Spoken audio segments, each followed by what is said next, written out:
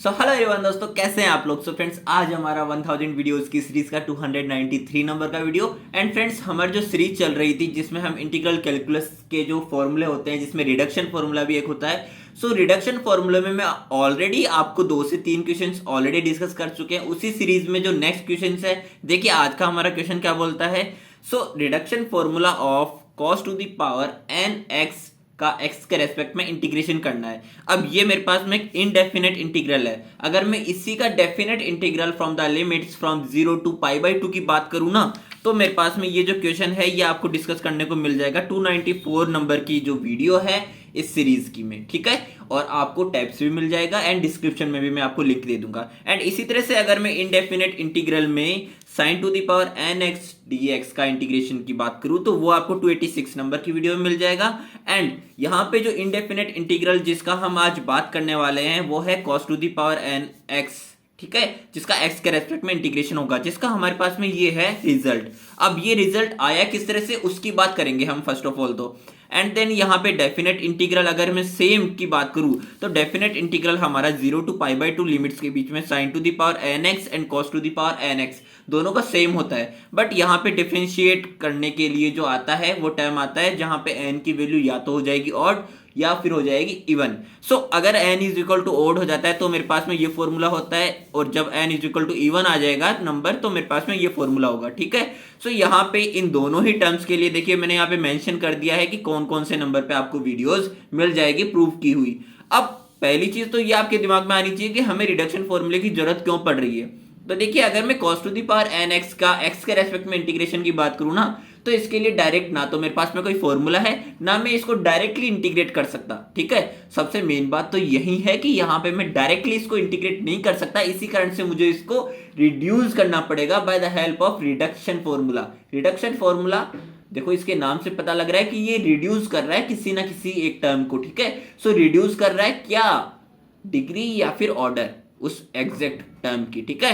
सो देखिए वही चीज मैंने यहाँ पे लिख भी दी है। An integral which is not possible to integrate directly will be integrated by the help of reducing their degree और ऑर्डर, ठीक है। सो स्टेप 1 में हम क्या करेंगे कि इसको पॉसिबल करेंगे कि हम यहाँ पे इसको इंटीग्रेट कर सकें। और इंटीग्रेट करने के लिए देखिए हमें क्या करना होगा। तो देखिए जैसा कि मैंने बताया कि स्टेप 1 में हम क्या करेंगे, make it possible to integrate by the help of ILATE. देखिए जब हमने इंटीग्रेशन बाय पार्ट्स पढ़ा था तो वहां पे हमने एक चीज पढ़ी थी कि देखिए यहाँ पे अगर हमारे पास में आइलेट किसको रिप्रेजेंट करता है, पहले तो ये देखो। अगर हमारे पास में आइलेट है तो आई यहाँ पे रिप्रेजेंट कर रहा है inverse function, L logarithmic function, A algebraic function, T trigonometric function and E exponential function. सो यहाँ पे अगर दो फंक्शंस इस तरह के आ जाते हैं, मान के चलो एक्सपोनेंशियल एंड ट्रिग्नोमेट्रिक फंक्शन आ जाते हैं, तो उनका एक ऑर्डर होता है फर्स्ट एंड सेकंड करके, ठीक है। तो यहाँ पे जिस सीरीज में ये आ रहे हैं उसी सीरीज में इनको फर्स्ट एंड सेकंड हमें नाम देना होता है। बट यहाँ पर अगर मैं बात करूं cos to the power nx का जब हम इंटीग्रेशन कर रहे हैं तो पहली चीज तो मैंने इसको in माना, ये n को इस n से रिलेट करो आप, ठीक है। एंड देन यहां पे अगर मैं इसको इंटीग्रेशन करने के लिए पॉसिबल करना चाहूं तो मैं क्या करने वाला हूं कि इसमें से पावर -1 कर दूंगा, यानी कि cos to the power n-1 करके लिखूंगा जब मैं, तो यहां पे cos to the power nx में कितना कम किया मैंने, एक कम किया। इट मींस मैंने उस एक को यहां पे लिख दिया। अब इस एक को जो मैंने यहां पे लिखा है इसमें मैंने फर्स्ट एंड सेकंड इसको किस तरह से देखिए प्रायोरिटी दी है। ये फर्स्ट एंड सेकंड यहाँ पे आइलेट में जो सीक्वेंस था वो तो डिफरेंट जब फंक्शंस आ जाते थे तब उनमें हम देखते थे सीरीज, बट यहाँ पे तो दोनों ही क्या है, ट्रिग्नोमेट्रिक फंक्शन है। तो ऐसे में हमें देखिए क्या देखना है कि यहाँ पे मैं किस ऐसे टर्म का डायरेक्टली इंटीग्रेशन कर सकता हूँ, वो चीज मुझे देखनी है। तो मैं cos x का कर सकता हूँ ना डायरेक्टली इंटीग्रेशन।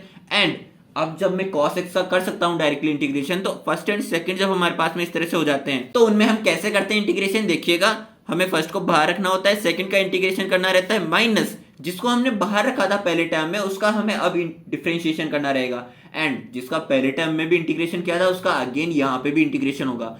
अब दूसरा जो हमने इंटीग्रेशन किया वो और पहला जो हमने डिफरेंशिएशन किया वो, इन दोनों से जो रिजल्टेंट आएगा इन दोनों का मल्टीप्लिकेशन का भी हमें x के रेस्पेक्ट में अगेन इंटीग्रेशन कर देना है। ये होता है हमारा आइलेट का इंटीग्रेशन, ठीक है।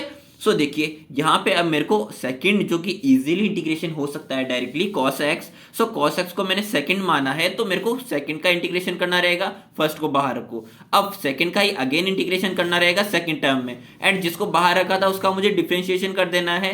और इन दोनों से जो रिजल्टेंट आएगा इसको मुझे अगेन इंटीग्रेशन कर देना है। तो देखिए यहाँ से मेरे पास में क्या क्या रिजल्टेंट टर्म्स आएंगे। सो कॉस एक्स का इंटीग्रेशन आ जाएगा साइन एक्स, कॉस एक्स का डिफरेंशिएशन माइनस का साइन एक्स होता है, बट जब इंटीग्रेशन की बात करते हैं तो साइन एक्स माइनस, अब यहां से देखिए जब मैं cos to the power n minus one x का करूंगा तो पहले मुझे पावर का करना डिफरेंशिएशन, तो पावर मेरी आगे आ जाएगी एंड एक्चुअल जो फंक्शन था उसमें से -1 हो जाएगी। तो यहाँ पे देखो n माइनस वन आगे आया and cos to the power n minus one यानी कि cos to the power n minus 2x हो गया।